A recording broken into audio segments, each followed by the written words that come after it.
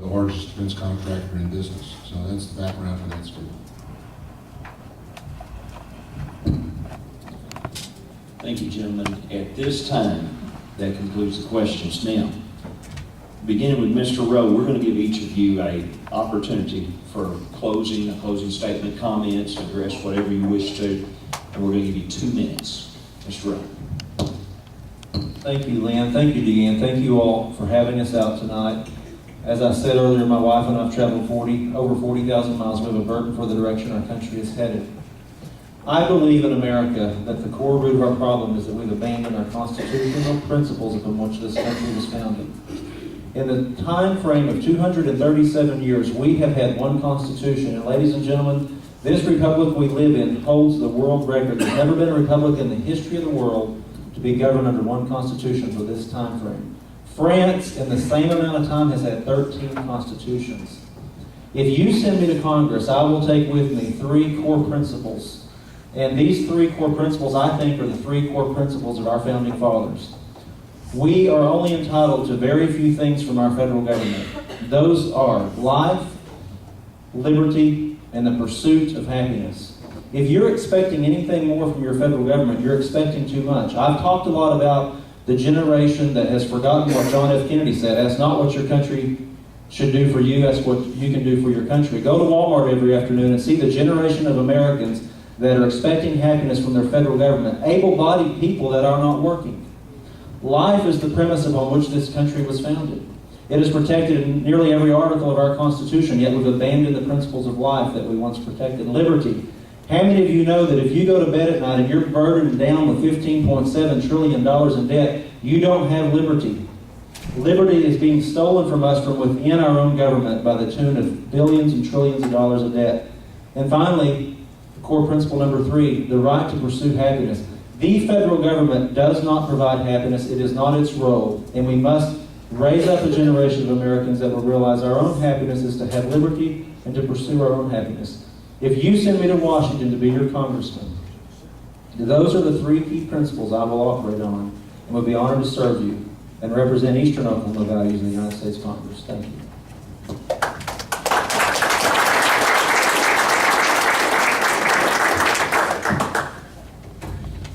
I do thank you for your time tonight, and you took time out of your evening to come down here and listen to us, and we appreciate that. You know, I've watched it for 35 years, and things just don't change. And it seems like every time we come to election cycle, we put back our election mindset, and we listen, and whoever sounds the best, smells the best, and has the best plan, picks the best plan we think, that's the right person. It just seems it hasn't always proven out that way, though.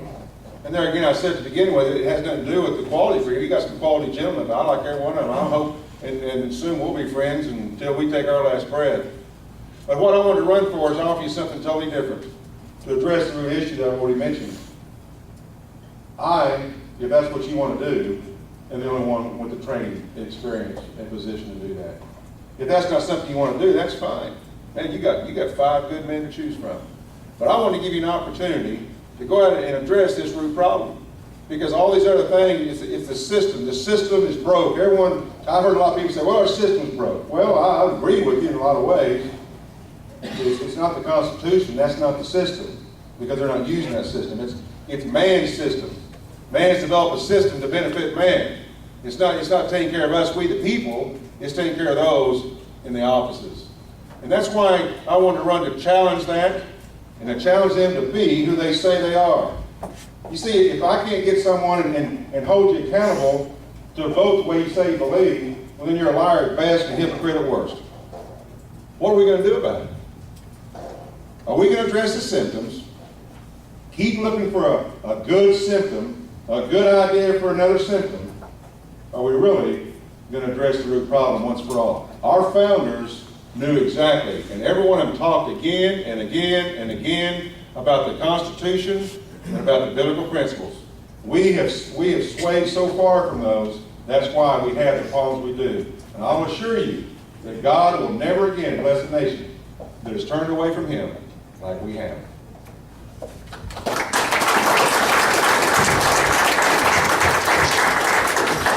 I don't agree with a lot of the comments up here. We do behave constitutionally The Constitution gives the branches of government broad authorities to do certain things. Where we run afoul is an exercise of good judgment. The Constitution gives Congress the ability to take on debt. How much debt is a matter of judgment, right? So what we're talking about is experience. Barack Obama ran that he was going to close Guantanamo Bay the next month. Why isn't it closed? Most of our freshman representatives go up to Congress, think they're going to take on the system, change the world, bring Congress to his knees, and yet we find voting records in the 90th percentile, voting pretty much the same way as we've always been. If you look through the trajectory of American policy, it doesn't deviate too far from the curve that it's been on. Sin has always been in the world. We have corruption in schools, we've got corruption in churches, we've got corruption in sports, entertainment, government, business, you name it. All right? It's not a flawed system. It's judgment, and it's experience, it's wisdom, it's how do you establish relationships to get things done. This is not a game. We're talking the greatest country the world has ever known, operating in a very complicated global environment of almost 200 countries, a globalized economy. We are dependent on some folks for some things, other people are dependent on us. Mostly our creativity, innovation, drive, liberties, freedoms, all the things that the rest of the world envies us about. So when you think about who you want to vote for and to operate effectively for you, do you want somebody who has very limited experience at the national and international level, who understands the depth and breadth of the challenges that are affecting the United States of America, over 300 million people, $15 trillion economy, or do you want somebody who's got a tight learning curve, walk in on day one, who's been there, who's done that, who's shown proven effectiveness, and has dedicated his life because he believes in this country, he knows its greatness, and he's been effective across the depth and breadth of what this country stands for and has been involved in. If that's what you're looking for, I'm your guy. I'm happy to answer any specific questions afterwards. Please look into my detailed biography, and I would just be surely blessed to have your support and your vote. Thank you.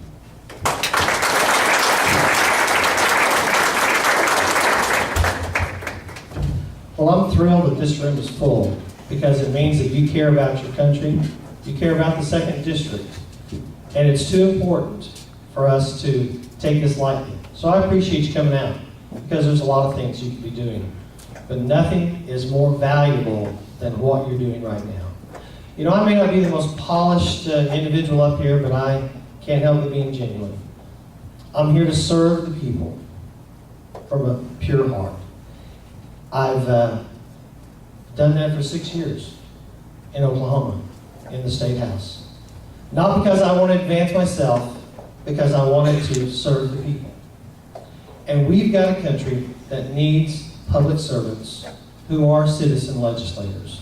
People that you can look up to and believe in, people that you know that will listen, and people that are effective, because this election is too important. I've proven that I can be elected in a heavily Democratic district. I've proven that you can take on bureaucracies through legislation that I passed that sunsetted agencies and that actually blocked fee increases and scope of practice. We actually had bureaucracies and agencies who did not want to come to my committee because they couldn't pass their rules without the legislature voting for them. It's time we take the same kind of effort, that we take back what we've given away to bureaucracies. I've proven that on the state level. I've stood up for pro-life issues. I've stood up for the family. And I'll stand up for you as your next congressman, someone that you can contact, someone that you can believe in, and someone that is just like you, connected to this district for almost 50 years. I've had a business here, I've lived my life here, and I've raised my kids here. I didn't move into the 2nd District to run for Congress. I was already here.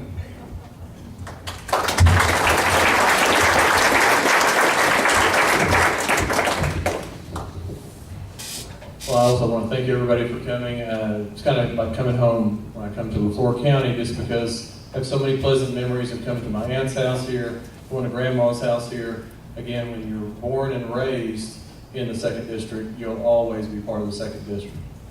I'm running for the U.S. Congress because we are in a financial mess. And when you're in a financial mess, it's kind of like if you're playing a football team, you need a quarterback, you don't recruit a running back, you don't recruit a defensive back.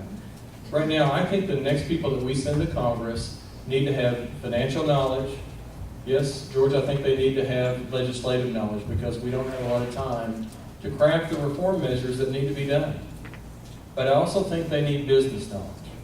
As I said earlier, I've been in business for 28 years consecutively, hiring people, working here in this district, all across Oklahoma, on business things. I've dealt with complex budgetary matters both at the state level and at the business level.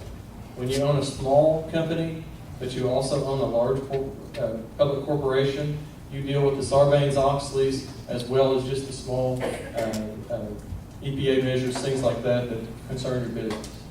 So you better have the business knowledge, you better have the legislative knowledge, because again, we don't have a long time to get this fixed. One of the things that we say on all of our campaign literature is proven conservative leadership because there's no time to waste. And I really mean that, folks, because there's no time to waste. And I would certainly appreciate your vote and your support for the next 2 weeks. Tell friends to vote for us. Again, we don't have a long time to save our nation. And that's what this election is about. That's what this country is about. That's what everything we will do as your next congressman is about, is to avoid the cataclysm and the rocks that we're steering towards right now.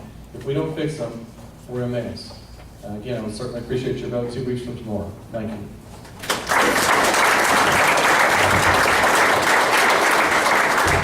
This time, gentlemen, before I turn it over to our LeFlore County Chairman, Deanne Williams, thank you for coming out, each of you. And I tell you what, ladies and gentlemen, we are very, very blessed. These are fine men, I believe. Let's give them a hand. I like those awesome gentlemen.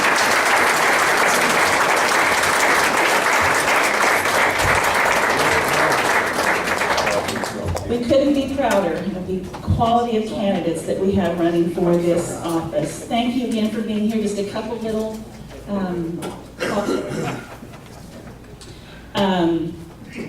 there's still time to vote in the straw poll. The results are going to be sent out in the email tomorrow.